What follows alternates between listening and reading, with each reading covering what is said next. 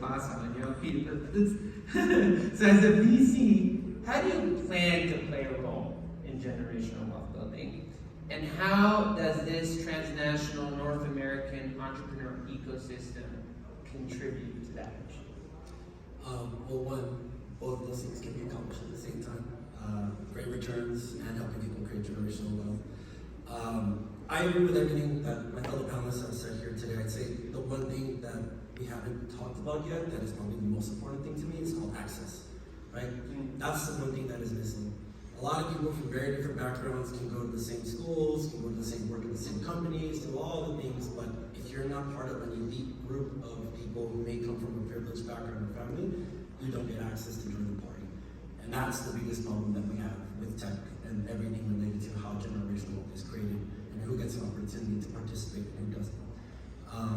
And that's a very deep, passionate thing for me, right? So, my mother was born in the 40s in a house that had no plumbing, no electricity, no gas line.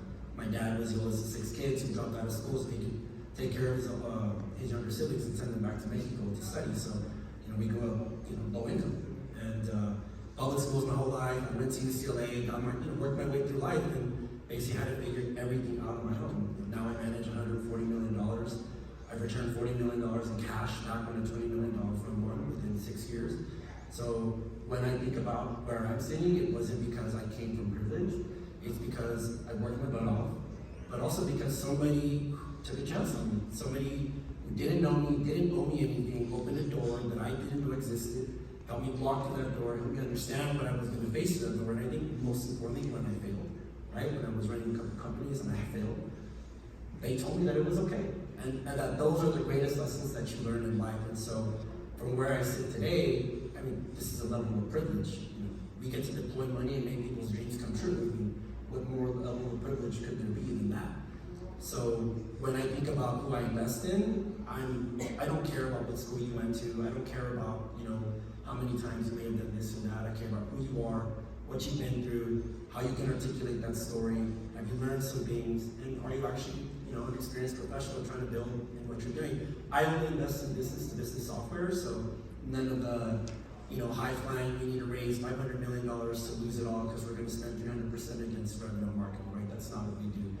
Positive unit economics, fundamentals, how to get to break even cash flow. So, I need people who are working 5-10 years out of an industry, and so they know exactly what the problem is that they're trying to solve. And they probably did go to a Harvard or to a Stanford, and they probably did work at Google, but they might be a woman or a black man or a person of color, and they don't come from an elite background, even though they may have access. It's still a really difficult thing to get funding, to find your way into those doors. And so I'm mindful of who is around the table, who gets to participate in the greatest asset class that there is, the one that outperforms all the others, the ones that really create the generational wealth. It's not the public markets. You can't create generational wealth by investing in an IPO. You create that when you invest at the seed stage, at the Series A, at the Series B. And so, I've always had an issue with saving 5 or 6 funds in the Bay Area, doing everything, right? It's the same group of people, the same LPs, the same thing over and over. Now we've seen, the last few years, this hype around Mexico. Yes, a lot of money coming from Canada, a lot of money coming from Mexico, from the US, but not a lot of people actually have a mission to want to help the local people and the local economy do better with that, right? So you see it as a capitalistic, I'm going to come in and do it, and then when interest rates go up and things get tougher, well, you know what, I don't care anymore, I'm going to go back home to where it's safe. And so in order to build an ecosystem, you need continuity, you need players who are living and come from the ecosystem to invest, to support.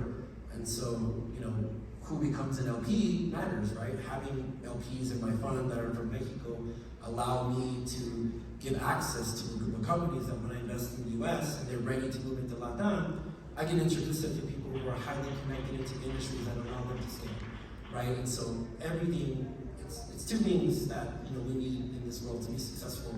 You need access to capital, right? Access, and you need that cash.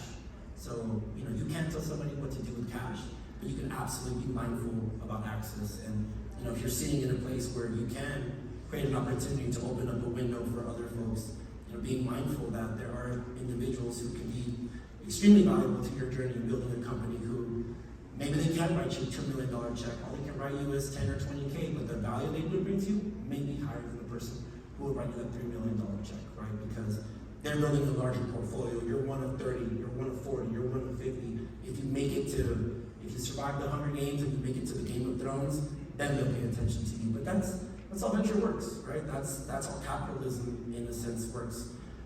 So making sure that we're mindful of who's getting access, who's allowed to invest in companies and funds, or ultimately, that's how you start to expand access and create generational wealth in communities that were once never had the ability to.